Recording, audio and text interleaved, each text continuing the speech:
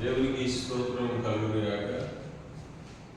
భూమి మీద దేవుడు ఎన్నో జంతువులను ప్రాణులను సృజించాడు. అలాగనే నీళ్ళలో కూడా ఎన్నో గొప్ప ప్రాణులను సృజించాడు. అయితే ఇవి ముఖ్యములుగా మారేటువంటి ఆల్చికులని కూడా మనం చూస్తాం వీటిని. అలానే ఇక్కడ ఈరోజు చూస్తే శంఖలు అని అంటారు. అవి కింద చూస్తే నత్తలు. ఈ విధంగా కొన్ని సముద్రానికి సంబంధించినటువంటి వస్తువులు అన్నీ ఇక్కడ కలెక్ట్ చేసి పెట్టారు. మ్యూజియం ఇది.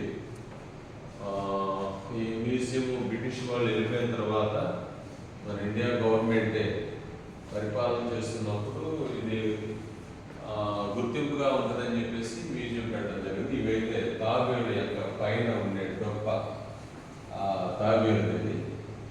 కాబట్టి ఏంటంటే ఇవి చాలా పెద్దగా ఉన్నాయి. ఆ రోజుల్లో పెద్దవి ఉండొచ్చు మేబీ. వాటిని జ్ఞాపకంగా ఉండడానికి కోసమే ఇక్కడే పెట్టి ఉన్నారు.